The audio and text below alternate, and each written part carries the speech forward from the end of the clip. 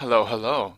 Today I would like to show you a cool video game location that hardly anyone ever visited.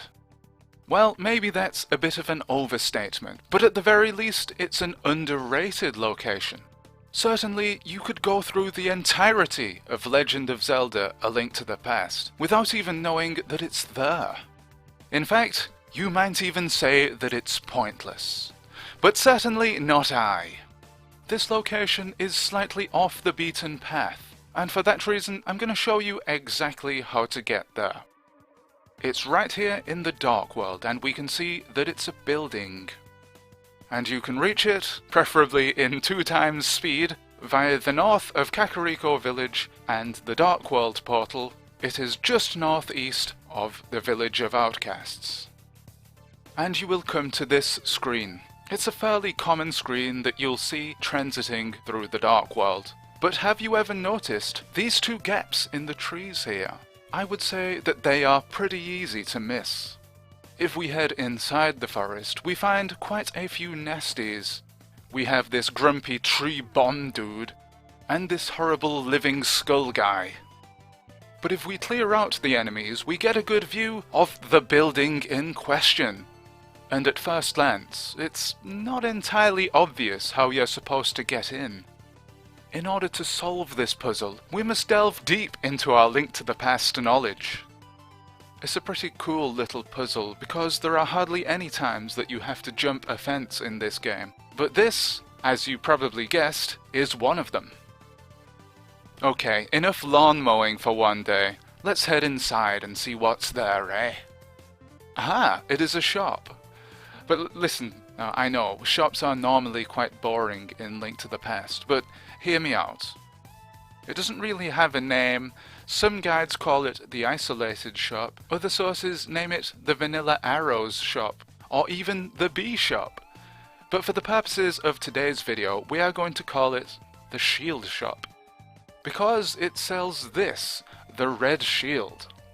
And in fact, in the Game Boy Advance remake of the game, this guy sells nothing but shields. So yes, that's what we're gonna call it. Now you might say, what's so cool about that? Red Shield? Been there, done that, headed to the Waterfall of Wishing and thrown my fighter's shield in. But what if you didn't? What if you were too scared to throw anything in there in case you didn't get it back? Well, don't tell anybody, but that's exactly what I did as a kid. So, the possibility exists that you got to this point without the Red Shield. This is where A Link to the Past is quite generous, because it gives you a second opportunity to get this upgrade. And in fact, the game does this for other items, such as the magical red boomerang. But there is another quite important reason that this shop exists. In the Dark World, there is an enemy called the Pikit. This creature can steal stuff from you. He might steal arrows, rupees, bombs, but he can also take your shield. However, under normal circumstances, you can retrieve your item by defeating the Pikit. But be warned, this little cheeseball can steal your shield for good. Because it only drops the last thing that it took from you, you have to take it down very quickly. Otherwise your shield is lost to the ether, just like that. This is where the shield shop comes in handy. If you have 500 rupees available to you, that is. The shop owner says, come back here whenever you lose your shield. So indeed this was an intended function of the shield shop.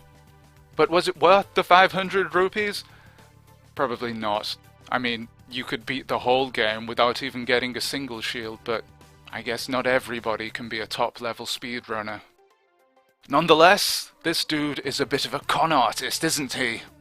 But he can't be all bad, because he won't sell you the shield if you already have it in your possession. It's still quite a lot of fun to try and shoot him with your arrows, though. The other 2 items he has for sale are slightly less useful, but still noteworthy, for the fact this is the only place you can buy them in the entirety of the game. Now isn't that cool? So, if you want to own a bee, Purchase away, my friend, only 10 rupees. Now, in the modern age of game facts and 1,000,001 guides located all over the internet, I feel like the Shield Shop is quite well known.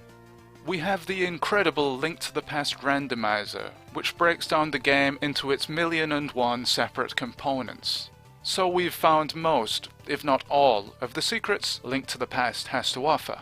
But I still think the Shield Shop is pretty cool. For me, the best part of this game was the exploration, and in particular, breaking into people's houses without their permission. Yeah, there was just something so cool about Kakariko Village and the Village of Outcasts, and uncovering all of these secretive items. The Shield Shop is the epitome of this. I just wish the shopkeeper had a bit more dialogue. Something like, "Oh, hello, I don't do much business out here, but it's a living, you know." Nonetheless, the Shield Shop wins my vote for the coolest place in a video game that you probably missed. I would like to know, what are some of your pointless but not really locations in video games? But for now, that's it from me. All that remains to say is sayonara.